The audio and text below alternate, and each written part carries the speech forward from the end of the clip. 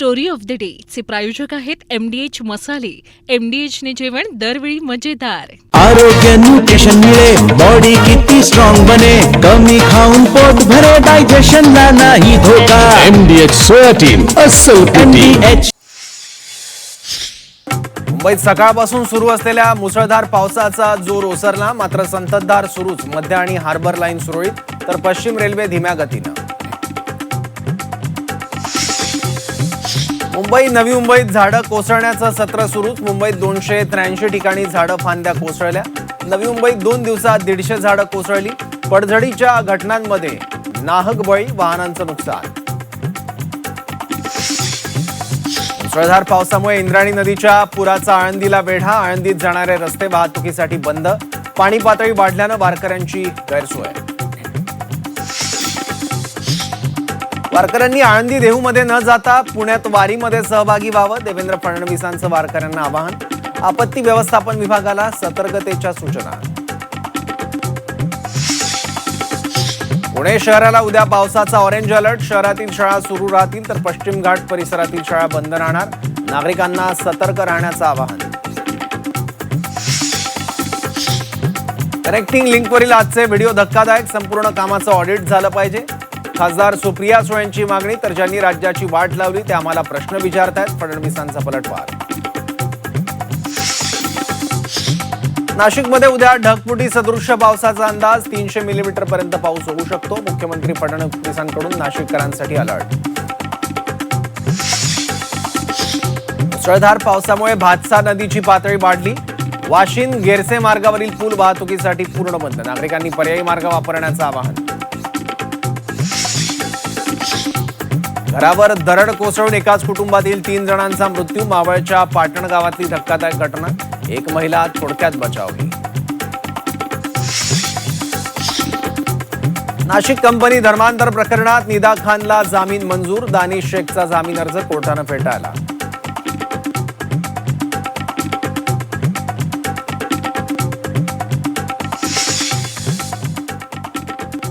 नमस्कार, मी Saurabh Koratkar. Story of the day या आमच्या खास कार्यक्रमात आपल्या सगळ्यांचं स्वागत. दिवसभरातल्या बऱ्याच महत्त्वाच्या घडामोडी आहेत, त्यांचा सविस्तर आढावा आता आपण घेणार आहोत.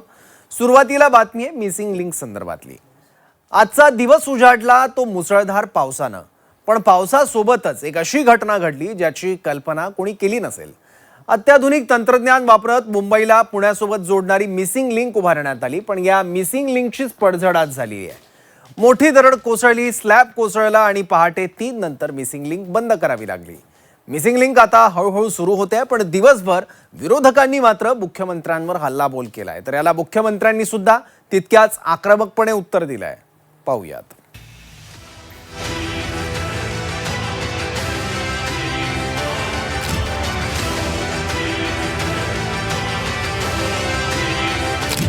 मुंबई पुणे दरम्यानचा प्रवास गतिमान व्हावा, एक्सप्रेसवेवरचा ताण कमी व्हावा, यासाठी मिसिंग लिंक बांधण्यात आली.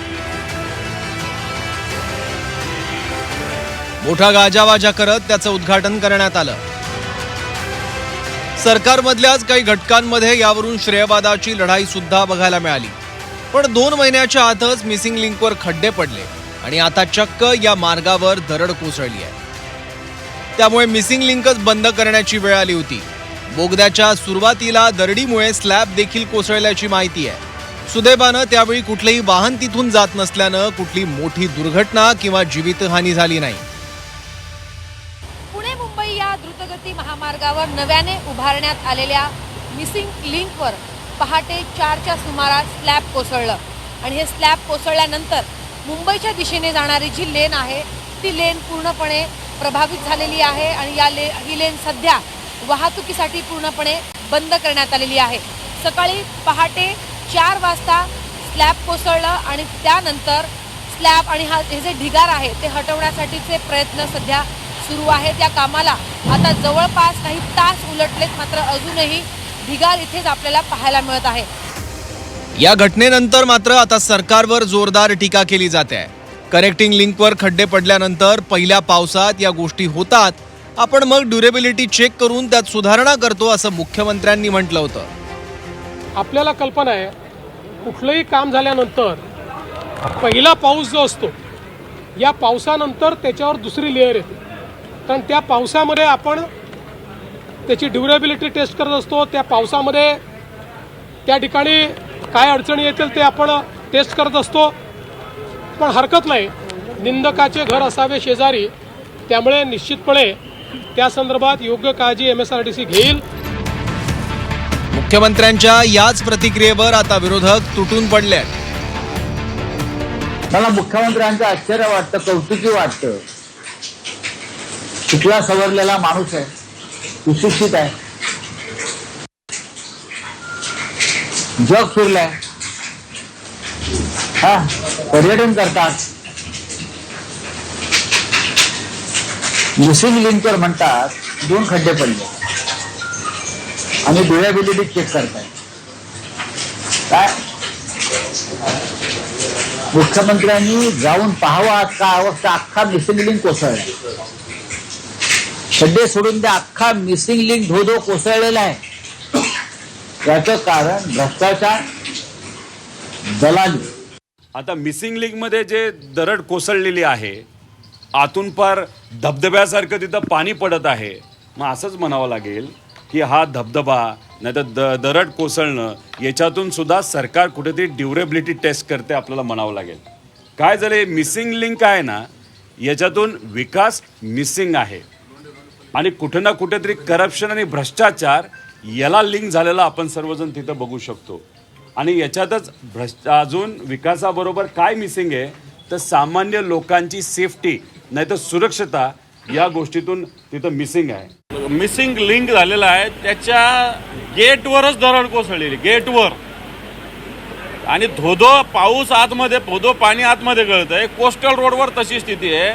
मोठ्या इन्फ्रा मॅन म्हणून काही जण स्वतःला म्हणून घेतात, पण ही इन्फ्राची काय स्थिती या महाराष्ट्राची या सरकारने करून घेतलेली. कुठं नेऊन ठेवला महाराष्ट्र, त्यांचीच घोषणा होती. कुठं नेऊन ठेवला महाराष्ट्र, मला असं वाटतं कुठे नेऊन ठेवला महाराष्ट्र. एकीकडे दरड कोसळल्याच्या घटनेवरून विरोधकांनी थेट फडणवीसांवर निशाणा साधलेला असताना बाळा नांदगावकरांनी मात्र लिंकच्या उद्घाटनाची घिसाडघाई झाल्याचं म्हटलंय. तर अमित ठाकरेंनीही मुख्यमंत्र्यांच्या वक्तव्याचा समाचार घेतला. कुठलंही काम घिसाडघाईने जर केलं ते अडचण येत होते. शिकारी ज्यावेळेला नेम धरून शिकार करतो ना, त्याला शिकारी बोलतात. पण जो घिसाडघाईने शिकार करायला जातो त्याची स्वतःची शिकार होते. त्यामुळे घाईघाईने निवडणुकीच्या तोंडावर निवडणुकीला लागणारा फंड यासाठी जर अशा प्रकारच्या कामं काढून घिसाडघाईने करत असतील तर ते अत्यंत निषेधार्थ आहे. पहिला पावसाचा ट्रायल असतो. एक ब्रिज कोसळला समजा, तर उद्या तुम्ही सांगणार की हे आमचा ट्रायल आहे, आम्ही आता नवीन ब्रिज बांधू, आम्हाला आमच्या चुका कळल्या आता. आणि एक मिनिट, तुम्ही म्हणजे शिवसेनेला तुम्ही बोलता की भाजप सत्तेत होतं, महानगरपालिकेत होतं, आता आमचा महापौर आलाय, वेळ लागणार काम करायला. तुम्ही त्यांच्यावर नव्हता? 25 वर्ष तुम्ही त्यांच्यावर नव्हता का? जिकडे राजसाहेबांना संधी मिळाली नाशिकमध्ये, एकही करप्शनचा आरोप नाही. विरोधकांच्या या सगळ्या टीकेला मुख्यमंत्री फडणवीसांनीही आक्रमकपणे उत्तर दिलंय. ज्यांनी महाराष्ट्राचा सत्यानाश केला, आयुष्यात कधी साधा पूल नाही बांधला, तेच आज आम्हाला प्रश्न विचारतायत असं मुख्यमंत्र्यांनी म्हटलं. केवळ टीका करायची आहे ज्यांनी जीवनात काही केलं नाही, एक पूल बांधला नाही, ज्यांच्या पक्षाने महाराष्ट्राचा सत्यानाश केला, ते आम्हाला प्रश्न विचारतायत. मी एवढंच सांगतो, आजही आपण जाऊन बघा, इंजिनिअरिंग मार्वल असलेल्या या कनेक्टिंग लिंकमध्ये बोगदा असेल, वायाडक्ट असेल, इतक्या प्रचंड परिस्थितीमध्येही त्या ठिकाणी कुठलंही डिझास्टर झालेलं नाही आहे. जे झालेलं आहे ते समोरच्या भागात दरड कोसळल्यामुळे त्या ठिकाणी झालेलं आहे. ज्यांना भ्रष्टाचार करण्याची सवय होती त्यांना मनातनं त्या ठिकाणी असं वाटतंय की यांच्या काळात का होत नाही, आणि म्हणून ते बेछूट अशा प्रकारचे आरोप करतात. अशा आरोपांना मला असं वाटतं की त्या ठिकाणी दुर्लक्षित केलं पाहिजे. हे निश्चित आहे की जर काही एखादी चूक झाली असेल तर ती ठीक केली पाहिजे, पण मला खरं म्हणजे या ठिकाणी वाटतं की ज्या इंजिनियर्सनी, म्हणजे मला पुन्हा सांगायचं आहे, हर्षवर्धन सपकाळांच्या पक्षाने 2013 साली 13 कारणं लिहून कनेक्टिंग लिंक होऊ शकत नाही असं 13 कारणं लिहून त्यांच्या मुख्यमंत्र्यांनी फाईल बंद केली होती. पण महायुतीच्या सरकारने ती हिंमत दाखवली आणि ती कनेक्टिंग लिंक तयार केली आहे. आता मुख्यमंत्र्यांनी जरी विरोधकांचे आरोप फेटाळले असले तरी या बांधकामात भ्रष्टाचार झाला का याचीही चौकशी झाली पाहिजे अशी मागणी सुप्रिया सुळेंनी केली आहे. तर हे का घडलं याचा शोध घेऊन सुधारणा करू असं मेघना बोर्डीकरांनी म्हटलंय. जाणं येणंच बंद झालंय, असेंब्ली चालू आहे, आमदार पोचत नाहीये, सगळा व्यवसाय, शाळा, डॉक्टर सगळंच बंद आहे. म्हणजे धक्कादायक आहे की एवढं मोठं इन्फ्रास्ट्रक्चर करून जर असं होत असेल ते दुर्दैव आहे. ऑडिट होणं अतिशय गरजेचं आहे. झाडं पडली आहेत, इन्फ्रास्ट्रक्चरचा प्रॉब्लेम झालेला आहे, या सगळ्याचं तातडीने ऑडिट होणं गरजेचं आहे. अर्जंट प्रशासन, दुसरं कोण जबाबदार आहे? यांनी विचार करून केला नाही का इन्फ्रास्ट्रक्चर प्रोजेक्ट? एक तर या सगळ्या इन्फ्रास्ट्रक्चर प्रोजेक्टची कॉस्ट ही नेहमीच जास्त वाढते, तो एक प्रॉब्लेम आहे. म्हणजे कॉस्ट एस्केलेशन पण आहे आणि पर्यावरणाचा समतोल नाही, त्याच्यामुळे या कोलॅप्स होत आहेत गोष्टी. बघा, विरोधकांचं नेहमी कामच असतं विरोध करणं, पण इतका सुंदर पुला, भारतातला सर्वात उंच असा ब्रिज आपल्या महाराष्ट्रामध्ये झालेला आहे आणि पहिला हा पावसाळा आहे, त्यामुळे निसर्गसुद्धा कशा पद्धतीने याला रिॲक्ट करतो हे आपल्याला पहिल्यांदाच बघायला मिळतं. त्याच्यावर काय उपाययोजना करायला पाहिजे त्यासाठी आपण तज्ज्ञ लावलेले आहेत, त्यांच्या सूचनेनुसार याच्यावरती आपण उपाययोजना करणार. आता दरड हटवण्याचं काम सुरू आहे. कनेक्टिंग लिंकची पुण्याकडे जाणारी एक मार्गिका सुरू देखील झाली आहे. पण पहिल्याच पावसात काही दिवसातच कनेक्टिंग लिंकवर खड्डे पडत असतील, दरड कोसळत असेल तर हे गंभीर आहे. ही दरड कुठल्या वाहनावर कोसळली असती तर त्यात मोठा अनर्थ घडला असता.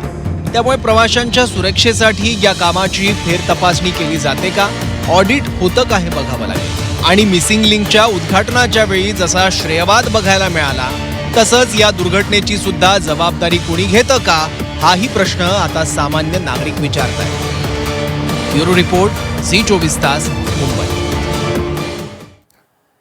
ज्ञानेश्वर महाराजांच्या पालखीचं बुधवारी म्हणजेच 8 जुलैला प्रस्थान होणार आहे. प्रस्थान सोहळ्यासाठी राज्यभरातून लाखो भाविक देवाच्या आळंदीमध्ये दाखल होत असतात. मात्र यंदा पडत असलेल्या मुसळधार पावसामुळे आळंदीतून जाणाऱ्या इंद्रायणी नदीवरील 4ही पूल पाण्याखाली गेल्यानं वारकऱ्यांनी आळंदीत येऊ नये असं आवाहन करण्यात आलंय. पाहूयात. हरिनामाचा जप आणि विठू माऊलीचा जयघोष करत पालखी प्रस्थानापूर्वीच लाखो वारकरी आळंदीमध्ये दाखल होत असतात.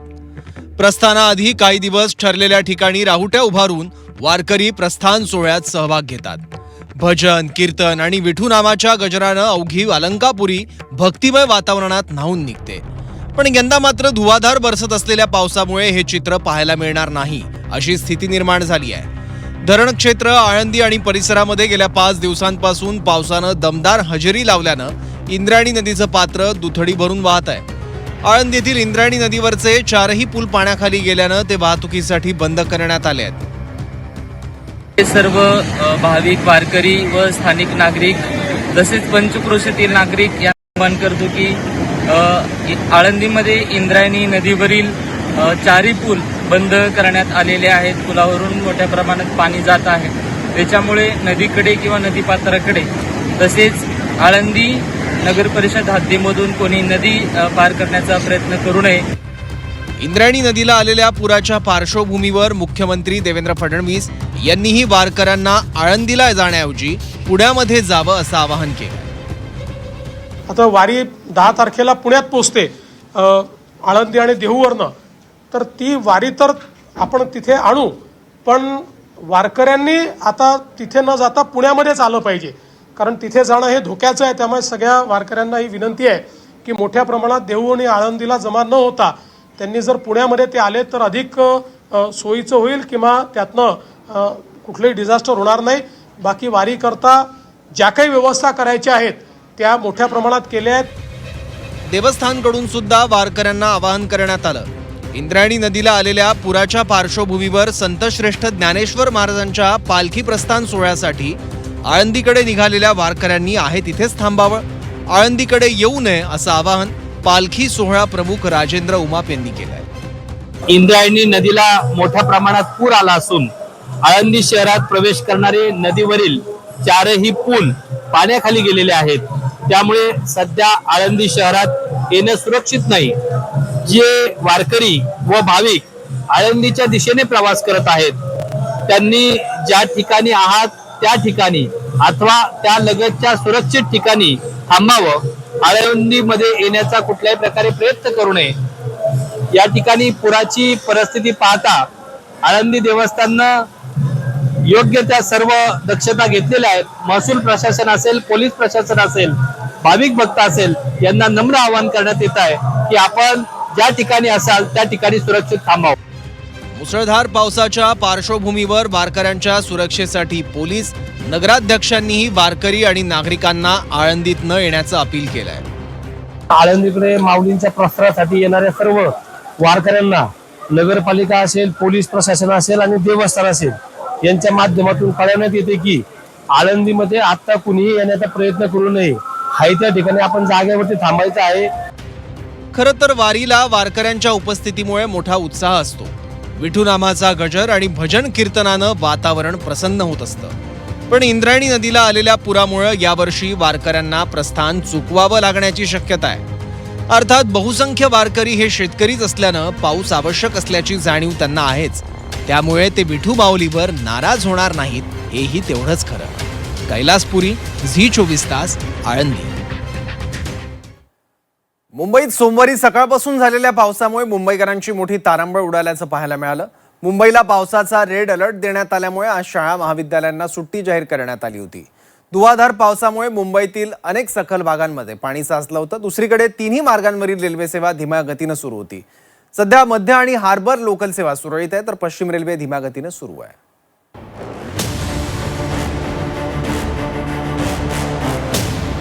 मुंबईत मागील 2 दिवसांपासून सुरू असलेला मुसळधार पाऊस आजही कायम असल्याचं पाहायला मिळालं. आठवड्याच्या पहिल्याच दिवशी सोमवारी मुसळधार पावसानं मुंबईकरांची तारांबळ उडाली. सोमवारी हवामान खात्याकडून मुंबईला ऑरेंज अलर्ट देण्यात आला होता, मात्र सकाळी तो अलर्ट रेडमध्ये बदलण्यात आला आणि त्यामुळे प्रशासनाकडून नागरिकांना काळजी घेण्याचं आवाहन वारंवार करण्यात येत होतं. दुपारनंतर ताशी 80 ते 90 किलोमीटर वेगाने वारे वाहत असल्यामुळे सोमवारची संध्याकाळ मुंबईकरांसाठी खूपच धोकादायक होती. सोमवारी सकाळीच मुंबईच्या महापौर रितू तावडे आणि विरोधी पक्षनेत्या किशोरी पेडणेकर यांनी बीएमसीच्या आपत्कालीन कक्षाला भेट देत मुंबईतील पावसाचा आढावा घेतला आणि प्रशासनाला सूचना केल्या. मुंबईत मुसळधार पाऊस आणि जोरदार वाऱ्यांमुळे झाडं आणि फांद्या कोसळण्याच्या घटना घडतात. अशा परिस्थितीत आपण आणि आपले कुटुंबीय सुरक्षित राहणं सर्वात महत्त्वाचं आहे. त्यामुळे मुंबईकरांनी काळजी घेण्याचं आवाहन महापौर रितू तावडे यांनी केलं होतं. अनावश्यक घराबाहेर पडणे टाळा. अतिशय तातडीचे किंवा आपत्कालीन काम असल्याशिवाय कृपया आपण घराबाहेर पडू नका. आपल्या घरातच आपण सुरक्षित राहा. रस्त्यावरील वाहतूक कोंडी आणि पाण्याचा निचरा होण्यास लागणारा वेळ लक्षात घेता शक्यतो प्रवास टाळा. कुठेही झाडाखाली उभे राहू नका, कारण वारे वेगवान असल्यामुळे झाडे किंवा त्याच्या जड फांद्या ज्या आहेत त्या कोसळण्याची शक्यता किंवा धोका या ठिकाणी असू शकतो. आपली वाहने मोठ्या झाडाखाली, जीर्ण भिंतीजवळ किंवा विजेच्या खांबाजवळ पार्क करू नका. ती सुरक्षित आणि मोकळ्या जागेमध्ये आपण या ठिकाणी उभी करावी. राज्य विधिमंडळाचं पावसाळी अधिवेशन सुरू आहे. या अधिवेशनाला सुद्धा मुंबई आणि राज्यातील पावसाचा फटका बसल्याचं पाहायला मिळालं. 11 वाजता कामकाज सुरू झाल्यानंतर काही वेळातच आज दिवसभरासाठी दोन्ही सभागृहाचं कामकाज तहकूब करण्यात आलं. त्यानंतर मुख्यमंत्री देवेंद्र फडणवीस यांनी मुंबईतील पावसाचा आढावा घेतला. मुंबईत महिन्याभराचा पाऊस 4 दिवसात पडल्याची माहिती मुख्यमंत्री देवेंद्र फडणवीस यांनी यावेळेला दिली. तर मंगळवारचा दिवसही महत्त्वाचा आहे. मुंबईकरांनी अनावश्यक प्रवास टाळण्याचं आवाहन यावेळेला मुख्यमंत्र्यांनी मुंबईकरांना केलं. महिन्याभराचं ॲव्हरेज असतं त्या ॲव्हरेज एवढा पाऊस केवळ 4 दिवसात मुंबईमध्ये पडलेला आहे. त्यामुळे मोठ्या प्रमाणात आपल्याला ही हानी जी आहे ती हानी होताना या ठिकाणी दिसते. जे काही आपण अलर्ट्स सातत्याने या ठिकाणी देतो आहोत, ही आपली जी काही डिझास्टर मॅनेजमेंटची जी आपली इथला जो कक्ष आहे, हा कक्ष 24 तास या ठिकाणी काम करतोय. मुसळधार पावसाचा विधान भवनालाही फटका बसला. विधान भवनातील ताडपदरी वादळी वाऱ्यामुळे उडाल्याचं पाहायला मिळालं. दुसरीकडे मुंबईची लाईफलाईन असलेली लोकल सेवा सोमवारी दिवसभर संथ गतीने धावत होती. वेस्टर्न लाईनच्या प्रवाशांची आज काहीशी रखडपट्टी झाल्याचंही पाहायला मिळालं. तर बोरिवली ते विरारपर्यंत लोकल प्रवाशांना काही काळ ताटकळत राहण्याचीही वेळ आली होती. गेल्या 3-4 दिवसांपासून सुरू असलेल्या मुसळधार पावसामुळे मुंबईला पाणी पुरवठा करणाऱ्या धरणांमध्ये पाणीसाठ्यामध्ये वाढ झाली आहे. त्यामुळे मुंबईकरांसाठी ही दिलासादायक बातमी आहे. 7ही जलाशयांमधील एकूण पाणीसाठा हा 16.92% पोहोचलाय. मागील 24 तासात या 7ही धरणांमध्ये 3.73% पाणीसाठा वाढलाय. अप्पर वैतरणामध्ये 4.31%, मोडक सागरमध्ये 27%, तानसा धरणात 11%, मध्य वैतरणामध्ये 16.47%, भातसा धरणामध्ये 9.93%, विहार धरणात 80%, तर तुळशी धरणामध्ये 65.37% पाणीसाठा झालेला आहे. सोमवारी मुसळधार पडलेल्या पावसानंतर आता मंगळवारीही मुंबईला मुसळधार पावसाचा इशारा देण्यात आलाय. त्यामुळे मुंबईकरांनी गरज असेल तरच घराबाहेर पडण्याचं आवाहन प्रशासनाकडून करण्यात आलंय. या मुसळधार पावसात मुंबईकरांनी आपली काळजी घ्यावी असंच आवाहन झी 24 तास कडूनही करण्यात येत आहे. ब्युरो रिपोर्ट, झी 24 तास. आता एक मोठी बातमी आहे. पुण्याच्या सोमवार पेठेमध्ये एक वाडा कोसळलाय. अग्निशमन दलाच्या सतर्कतेनं मोठा धोका टळलाय. वाडा कोसळतानाचा व्हिडिओ समोर आलाय. हा व्हिडिओ नेमका काय तो आपण एकदा पाहूयात. अग्निशमन दलाच्या सतर्कतेनं मोठा धोका टळलेला आहे. कुठली जीवितहानी झालेली नाहीये.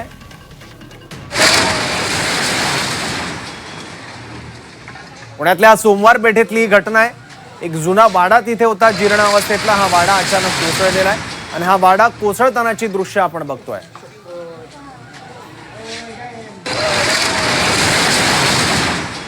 अग्निशमन दलाच्या सतर्कतेनं मोठा धोका टळलेला आहे.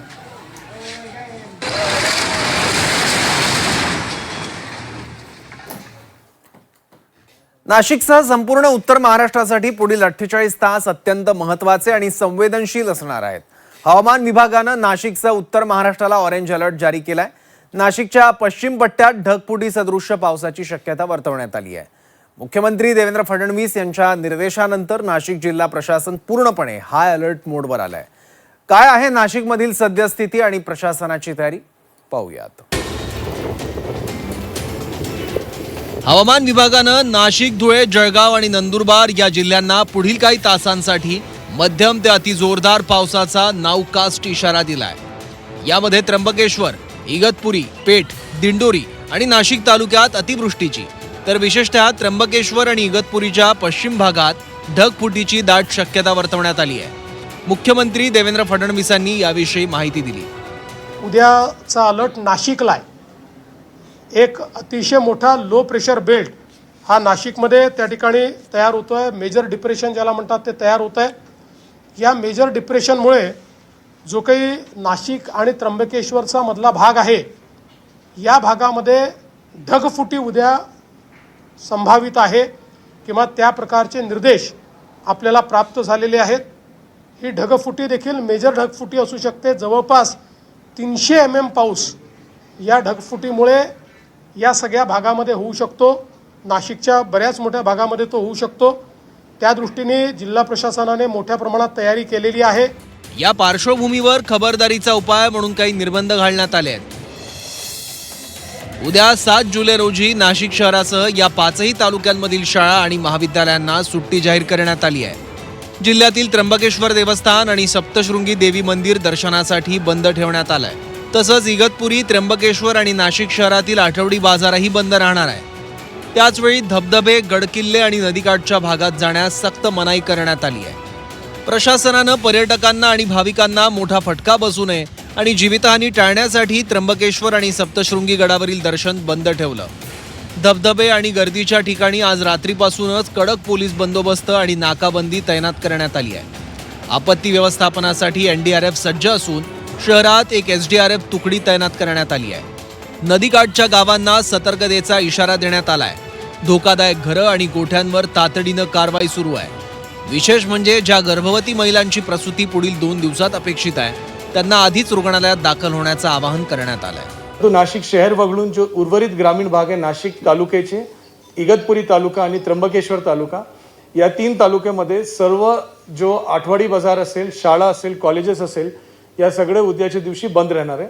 सर्व लोकांना माझी सूचना आहे, विनंती आहे की उद्या जोरात पाऊस असण्याची शक्यता असल्यामुळे सर्व शेतकरी बांधवाला पण विनंती आहे की आपण शेतात जाण्याचा विषय उद्या टाळावा, आणि कुठल्याही प्रकारच्या म्हणजे अति आवश्यक नसेल तो कुठल्याही प्रकारचा प्रवास उद्याचे दिवस आपण करू नये.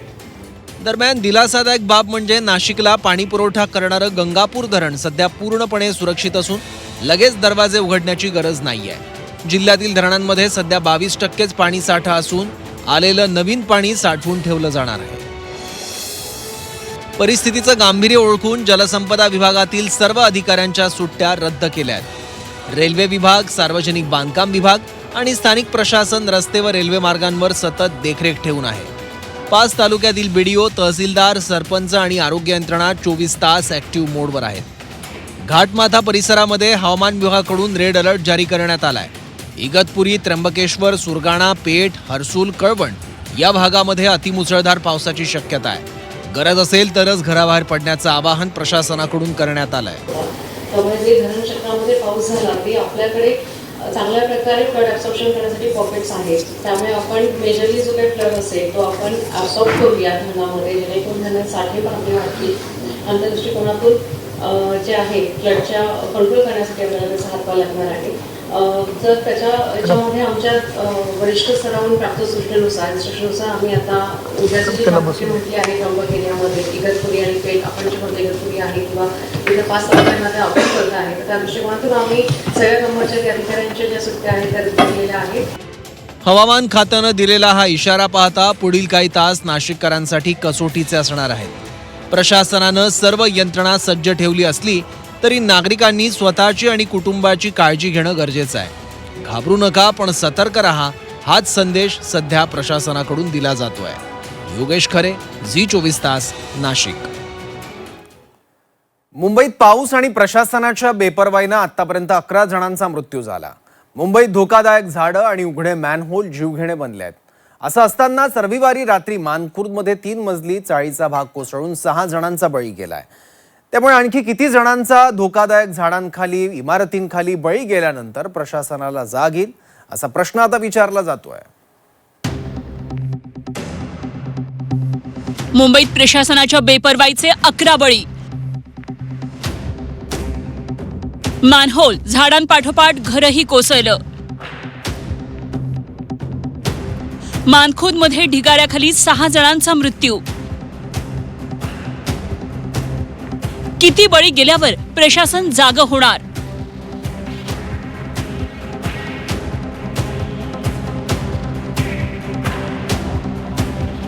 प्रशासनानं पावसाळ्याआधी केलेल्या बेपर्वाईमुळे सध्या मुंबईकरांना कोसळणाऱ्या पावसात तिहेरी संकटाचा सामना करावा लागतोय. ढिसाळ कामांमुळे कोसळणारी झाडं, मृत्यूचं द्वार बनलेले उघडे मॅनहोल आणि आता धोकादायक चाळीही मुंबईकरांच्या जीवावर उठल्याचं दिसतंय. मागील 6 दिवसात पाऊस आणि प्रशासनाच्या बेपर्वाईमुळे झालेल्या बळींचा आकडा 11च्या वर पोहोचलाय.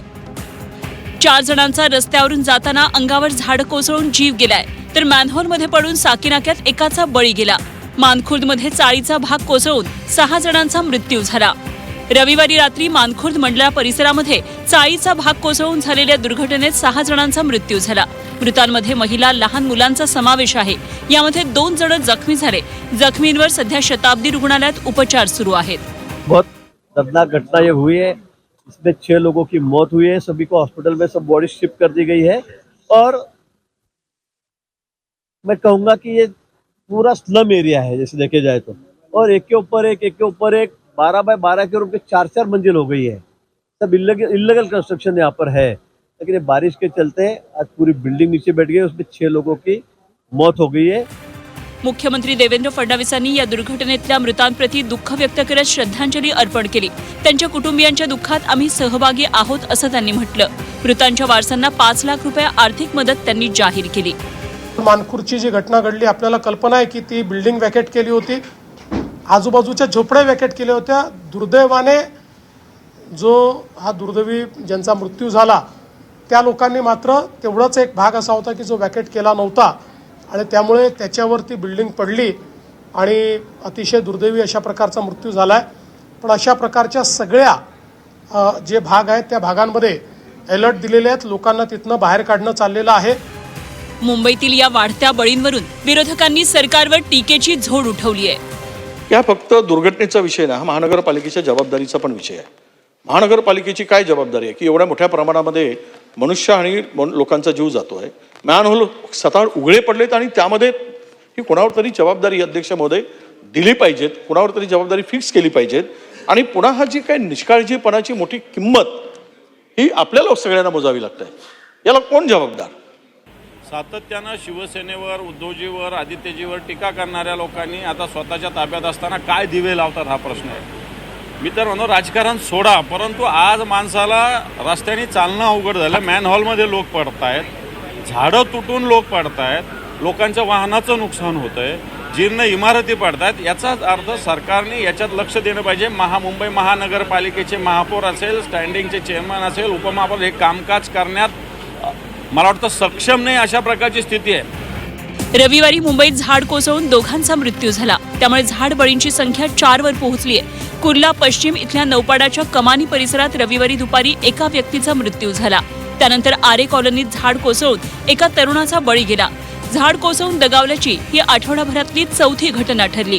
मुंबईतल्या या बळींमुळे धोकादायक झाडांचा मुद्दा पुन्हा ऐरणीवर आला. या घटनेच्या निषेधार्थ रविवारी किशोरी पेडणेकरांनी घटनास्थळी आंदोलन केलं. तर राजकारण करायची गरज नाही म्हणत महापौरांनी मुंबईकरांच्या सुरक्षेची जबाबदारी सर्व पक्षांची असल्याचं सांगत जबाबदारी ढकलण्याचा प्रयत्न केला. ज्या लहान मुलाचं श्रीवास्तव, त्या मुलाचा मृत्यू होऊन 5 दिवस झाले तरी जर आमची अक्कल ठिकाणावर येत नसेल, हे दुर्दैव मुंबईकरांचं, हे दुर्दैव. आता प्रत्येक मुंबईकरांनी रस्त्यावर उतरायचा आणि स्वतःची काळजी घ्यायची. असंच आहे, मग टॅक्स का पाठवायचे. माझं म्हणणं आहे, CC रोडचे जे अधिकारी आहेत, वरिष्ठ अधिकारी, यांना पहिला निलंबित नाही, यांना बडतर्फ करा, यांच्यावर मनुष्यवधाचा गुन्हा दाखल करा. प्रत्येकाला निभावंच लागतं, पण अशा दुर्घटना ज्या घडतात आहे त्याला आम्हालाही वाईट वाटते. आम्ही या ठिकाणी पोहोचतोय, पण या ठिकाणी राजकारण करून काही होणार नाहीये. या ठिकाणी आता ही एक सामूहिक जबाबदारी आहे, सर्व पक्षांची या ठिकाणी सामूहिक जबाबदारी आहे. आम्ही काय केलं, तुम्ही काय केलं, आम्ही असं, हे बोलण्याची वेळ आहे काय? ज्या पद्धतीमध्ये फोनवरती, ज्या पद्धतीमध्ये सुषमा अंधारे असतील, किशोरीताई असतील किंवा मनसेचे, अरे तुम्हाला हे समजायला पाहिजे की या ठिकाणी महायुतीतल्या काय महापौरांना काय इच्छा आहे का की हा फांद्या पडावा, मुंबईकरांना काय व्हावं, ही आमची इच्छा आहे का? मुंबईत गेल्या 6 दिवसांपासून पाऊस सुरू आहे. या पावसामुळे प्रशासनाच्या बेपर्वाईचा भांडाफोड झालाय. जागोजागी होणारे अपघात आणि त्यात जाणारे मुंबईकरांचे बळी पाहता आणखी किती बळी गेल्यावर प्रशासन जागं होणार? मुंबईकरांच्या सुरक्षेची जबाबदारी कोणी घेणार की नाही, असे सवाल सामान्य मुंबईकर उपस्थित करतात. ब्युरो रिपोर्ट, झी24 तास. मुंबईतील झाडं कोसळून बळी जात असतानाही महापालिकेचं प्रशासन किती सुस्त आहे याची प्रचिती पुन्हा आली आहे. झी24 तासच्या रियालिटी चेकमधून धोकादायक झाडं पाहून सुद्धा डोळे झाक केल्यानं हे धोकादायक झाड कोसळल्याचं समोर आलं. त्याचे पडसाद विधानसभेत सुद्धा उमटल्यानंतर आता महापालिकेनं वराती मागून घोडं नाचवत धोकादायक झाडांसंदर्भातला निर्णय घेतलाय. मुंबईत झाडं कोसळून झालेल्या मृत्यूंची संख्या 4 वर पोहोचली आहे. यातील 3 बळी हे मुंबई महापालिकेच्या हद्दीत आहेत. पण दररोज झाडाखाली दबून मुंबईकरांचे जीव जात असताना खरंच मुंबई महापालिका हे बळी रोखण्यासाठी गंभीर आहे का, असा सवाल उपस्थित होतोय. त्याचं कारण म्हणजे ही दृश्य. झी24 तासनं शनिवारी धोकादायक झाडांचा रियालिटी चेक केला होता. यावेळी हे झाड धोकादायक असल्याचं समोर आलं होतं. पण रियालिटी चेक करूनही प्रशासनाकडून याची दखल घेतली गेली नाही आणि 2 दिवसातच हे झाड कोसळलं. त्यामुळे पालिका प्रशासनाच्या गांभीर्यावरच सवाल उपस्थित झाला. सध्याच्या घडीला माझ्या मागे जे दृश्य तुम्ही बघता आहात, इथे एक भलं मोठं झाड कोसळलेलं आहे. तर झी24 तासने जो रियालिटी चेक मुंबईकरांना दाखवलेला होता, त्यामध्ये याच परिसरातली झाडांनी हेच झाड दाखवलेलं होतं की कशा पद्धतीने झाडांची मुळं ही कमजोर होत आहेत. इतकंच नाही तर अगदी बुंध्याला सुद्धा कीड लागलेली आहे. त्याच्यामुळे खरं तर मान्सूनच्या पूर्वीच अशा पद्धतीच्या धोकादायक झाडांचं ऑडिट होणं गरजेचं होतं. मात्र कालपासूनची जी आकडेवारी आहे ती अतिशय धक्कादायक आहे. कारण मुंबई महापालिकेकडून, डिझास्टर कंट्रोल डिपार्टमेंटकडून, हवामान विभागाकडून जो अलर्ट देण्यात आलेला आहे तो रेड अलर्ट तर आहेच, मात्र सोबतच कालपासून आपण बघतोय की ताशी साधारणतः 80 किलोमीटर प्रति तास वेगाने हे वारे वाहत आहेत. त्यामुळे अर्थातच अशा पद्धतीने ज्या झाडांची मुळं कमजोर आहेत, ज्यांचे बांधे ज्यांचा जो बुंदा आहे त्याला कीड लागलेली आहे, अशी झाडं ही कोसळणार. त्याच्यामुळे या झाडांचं ऑडिट होणं गरजेचं होतं. मुंबईत धोकादायक झाडांचा प्रश्न गंभीर बनलाय. अवघ्या आठवडाभरातच झाडं आणि फांद्या कोसळण्याच्या जवळपास शेकडो घटना घडल्या. 30 जूनला झाडं आणि फांद्या पडण्याच्या 30 घटना घडलेल्या आहेत. 1 जुलैला 45 घटना, 2 जुलैला 91 घटना, 3 जुलैला 45 घटना, 4 जुलैला 103 घटना, तर 5 जुलैला तब्बल 203 झाडं आणि फांद्या पडण्याच्या घटना घडलेल्या आहेत. कालही दिवसभर जवळपास 40 ते 50 किलोमीटर प्रति तास अशा पद्धतीचा वारा व्हायला आणि त्यामुळे साधारणपणे 4 महिन्यात या जे काही आपल्याकडे वृक्ष पडतात त्याच्या अर्धे केवळ काल एका दिवसात 350 जवळपास वृक्ष एका दिवसात पडलेले आपल्याला पाहायला मिळाले. 450 वृक्षांच्या फांद्या पडलेल्या आपल्याला पाहायला मिळाल्या. आज त्याहीपेक्षा तीव्र गतीचा वारा हा त्या ठिकाणी वाहण्याची संभावना आहे. तो दुपारनंतर रात्रीपर्यंत वाहणार आहे आणि म्हणून सगळ्यांना आपण अलर्ट दिलेला आहे. मुंबईतील झाड कोसळण्याच्या वाढलेल्या घटना आणि झाडबळींचा मुद्दा अधिवेशनातही उपस्थित झाला, ज्यावर सरकार निवेदन सादर करणार. अध्यक्ष महोदय, गेल्या 4 दिवसामध्ये मुंबईमध्ये अनेक ठिकाणी झाडं पडण्याचं प्रमाण मोठ्या प्रमाणावर आहे. अनेक झाडांची ट्रिमिंग केली गेलेली नाही आहे. त्यामुळे आपण मुंबई महानगरपालिका आयुक्तांना तातडीने आदेश द्यावेत की या झाडांची ट्रिमिंग होणं अत्यंत आवश्यक आहे. झाडं पडून मृत्यू होत आहेत, गाड्यांचं नुकसान होत आहे. त्यामुळे ह्याच्यावर तातडीने दखल घ्यावी. आणि अध्यक्ष महोदय, दुसरं, जी महत्त्वाकांक्षी योजना म्हणून मुंबई महानगरपालिकेमध्ये जे सिमेंटचे रोड बनवले गेले, त्या सिमेंटच्या रोडला अनेक ठिकाणी तडे पडलेले आहेत. या सगळ्या कामाची दखल घेऊन त्याची चौकशी करून तातडीने दुरुस्त करावे. छाटणी म्हणतो, छाटणी मराठी, ती छाटणी न झाल्यामुळे त्या पाण्याचा भार म्हणजे पाऊस पडतो, त्या पाण्याचा भार पानं आणि त्याच्या पारंब्या वगैरे सगळ्या भिजतात आणि अखेरीस ते झाड कोलमडायला लागतं. हे खरं महानगरपालिकेने वेळेत जर ट्री कटिंग केलं असतं तर हे आलं नसतं. परंतु रोड डिपार्टमेंटला लेखी कळवलं होतं गार्डन डिपार्टमेंट BMCनं की या बाबतीत कन्स्ट्रक्शनमुळं हा विषय या ठिकाणी होऊ शकतो. मग सभापती महोदय, जीव गेल्यावर आम्ही या ठिकाणी चर्चा करतो, त्याच्याबद्दल या ठिकाणी संवेदना व्यक्त करतो. परंतु ज्या घटना टाळू शकत होत्या त्या BMCनं टाळल्या का? झाडं कोसळून 4 जणांचे बळी गेल्यानंतर मुंबई महापालिकेनं वराती मागून घोडे नाचवायला सुरुवात केल्याचं दिसलं. 4 जणांचा बळी गेल्यानंतर प्रशासनानं जागं होत मुंबईतील धोकादायक झाडांवर सूचना फलक लावण्याची तयारी केली आहे. सदर झाड धोकादायक आहे तर थांबू नका अशा आशयाचे फलक झाडांवर लावण्याचे निर्देश महापौरांनी दिले, ज्यावर महापालिकेच्या विरोधी पक्षनेत्या किशोरी पेडणेकरांनी पुन्हा टीकास्त्र टाकलंय. कृपया काम नसेल तर झाडांच्या खाली आजच्या दिवस उभं राहू नका. आणि आता मी काही निर्देश दिले आतमध्ये की जी झाडं तुम्हाला जर वाटत आहे अतिशय डेंजर झोनमध्ये आहेतच ती तर काढाच तुम्ही, परंतु निदान त्या झाडाला एक बॅनर किंवा काहीतरी तुम्ही बांधून ठेवा की हे झाड डेंजर झोनमध्ये, कृपया झाडाखाली उभं राहू नका किंवा इथे कोणी येऊ नका, अशा पद्धतीचे पण बॅनर त्यांनी लावायला सुरुवात केलेली आहे. आणि त्याचबरोबर मुंबईतले सगळे होर्डिंग्स असतील किंवा बिल बोर्ड्स असतील त्याच्यावरती मॉनिटरिंग करायला सांगितले. कारण ज्या घटना घडल्या आहेत ते एक तर गाडी जाताना झालेली ॲक्सिडेंट नाही किंवा पादचारी जो चालत होता त्याच्यावर कोसळून झाले. त्यामुळे ठीक आहे, आता त्यांनी ज्या पद्धतीने मुंबईला काही दिशा देत आहेत त्याला आम्ही ते मुंबईकर ठरवतील बाबा. हतबल झाली सगळी. या अशी उत्तरं येत असतील, झाडाखाली थांबू नका, कोण झाडाखाली थांबून मेलंय?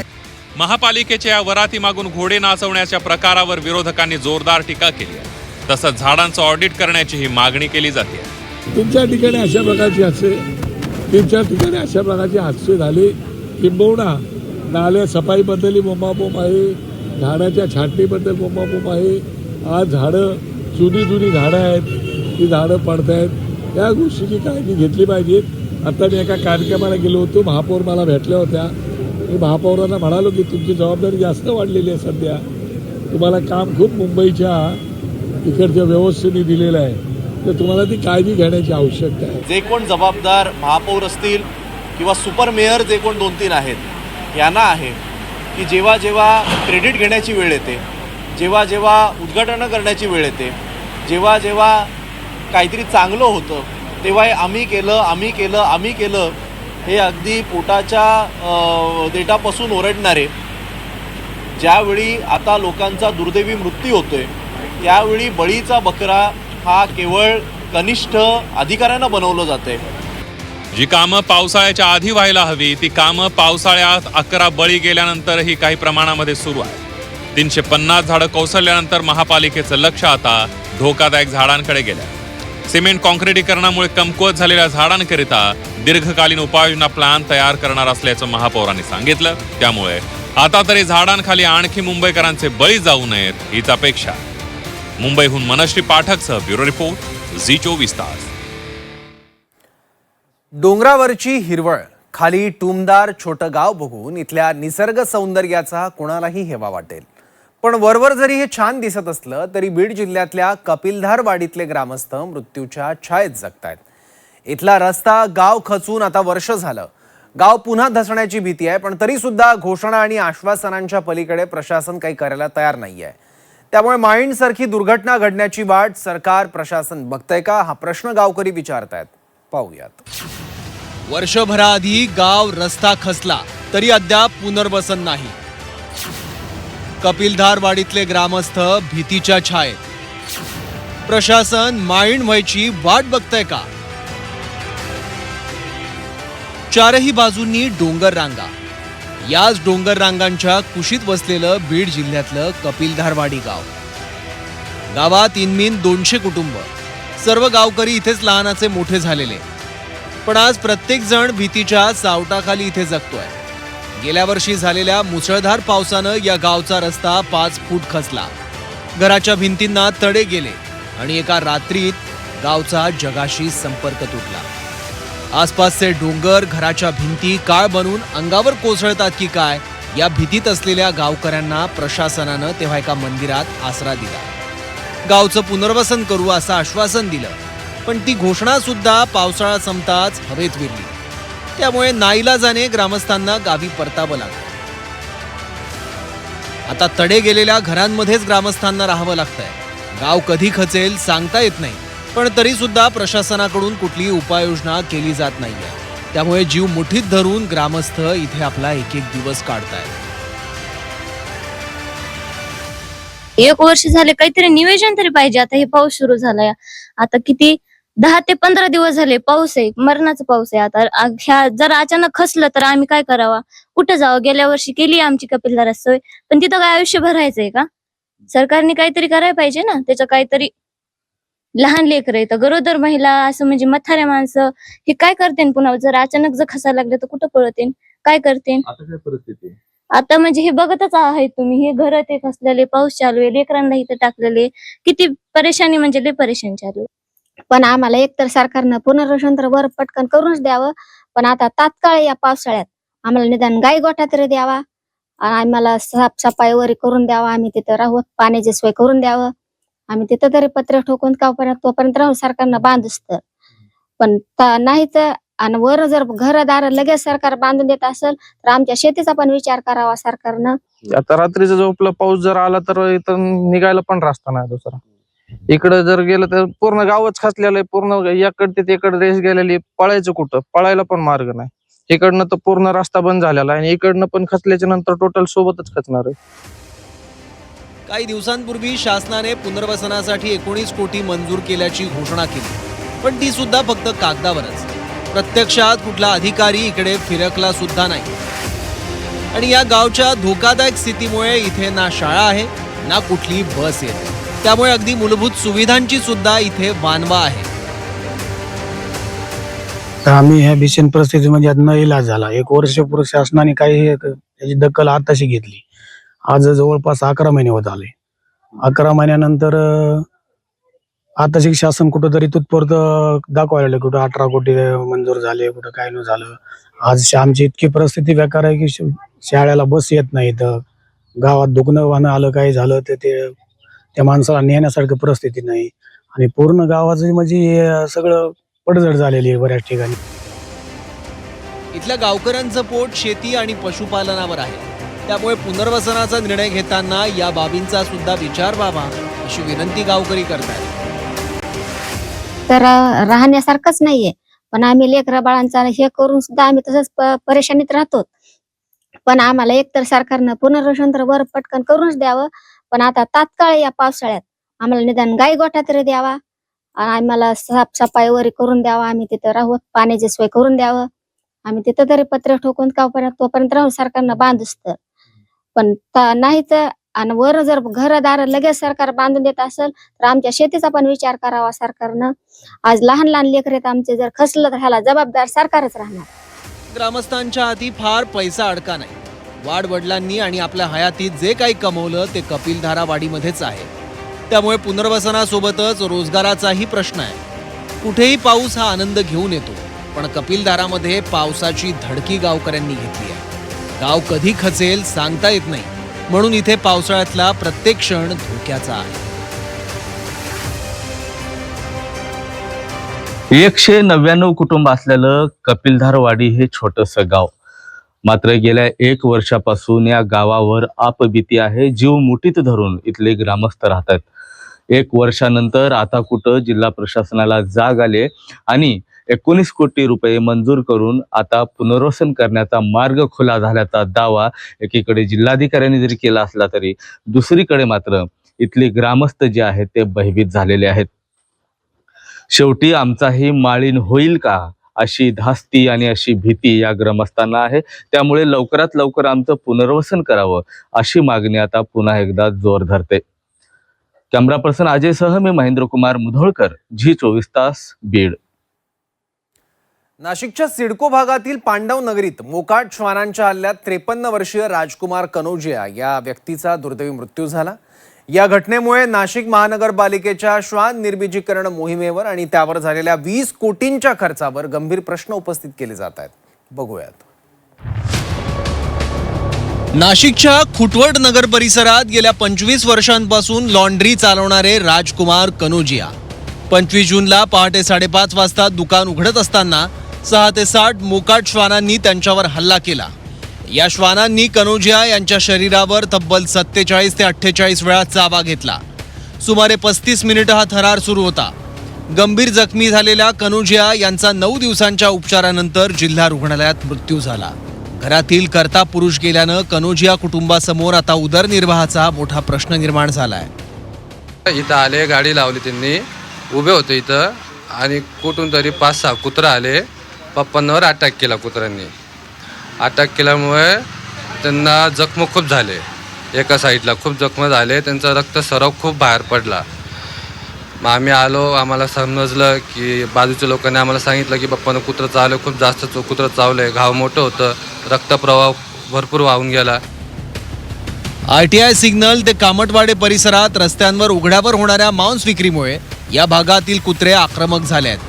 त्यांची संख्या कमालीची वाढली आहे. विशेष म्हणजे श्वानांच्या निर्बीजीकरणावर महापालिकेनं तब्बल 20 कोटी रुपयांचा निधी खर्च केलाय. पण तरी सुद्धा श्वानांचा सुळसुळाट कायम असल्यानं या निधीच्या विनियोगावर आणि मनपाच्या कुचकामी पथकावर नागरिकांनी संताप व्यक्त केलाय. 4-5 कुत्र्यांनी त्यांच्यावर हल्ला केला.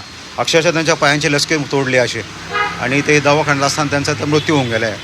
तर माझी आता प्रशासनाला अशी विनंती आहे बुवा की स्थानिक नगरसेवक किंवा आपले जे आमदार खासदार जे आहे नाशिकमध्ये, तर त्यांनी असं करावे की त्यांना एक गरीब कुटुंब आहे ते त्यांना थोडी मदत करावी अशी माझी इच्छा आहे. आणि प्रशासनाने जे मोकाट भटके कुत्रे जे आहे त्याच्या भरपूर केसेस सिव्हिलला 200 ते 300 केसेस एवढे हप्त्यामध्ये माझ्या मते नोंद झालेले आहे. तर ते तेवढी काळजी घ्यावी आणि रोज गाडी पाठवून ते कुत्र्यांचा त्यांनी बंदोबस्त करावा ही मी विनंती करतो. दरम्यान या प्रकरणाची गंभीर दखल घेत नाशिकच्या महापौर हिमगौरी अडके यांनी दोषी कंत्राटदारांवर कडक कारवाई करण्याचे आदेश दिले आहेत. तर येत्या महासभेत हा प्रश्न मांडून पीडित कुटुंबाला आर्थिक मदत देण्याचं आश्वासन त्यांनी दिलं. श्वानांचा प्रॉब्लेम असा आहे की त्यांची जी म्हणजे मल्टिप्लिकेशन आहे, रिप्रोडक्शन आहे, ते खूप मल्टिपल लेवलला होतं. म्हणजे जेवढं निर्बीजीकरण आपण करतो आहे आत्ता सध्याच्या त्याच्यापेक्षा जास्त श्वान प्रोडक्शन होत राहतं आणि त्यामुळे त्यांची जी संख्या आहे ती वाढत जाते. आपण अनेकांना आता श्वान असं आहे की त्यांना मारून दमटून कुठे ठेवू नाही शकत. एक तर शेल्टर्स आपल्याला उभं करायचं आहे, ते आपण लवकरच करतो आहे आणि त्यांच्यासाठी दवाखान्याची सोय देखील करतो आहे. निर्बीजीकरणावर 20 कोटी खर्च होऊन सुद्धा जर नागरिकांचा जीव जात असेल तर या गंभीर हलगर्जीपणाला जबाबदार कोण? महापौर आता दोषींवर काय कारवाई करतात याकडे सगळ्यांचं लक्ष आहे. ब्युरो रिपोर्ट, झी 24 तास नाशिक.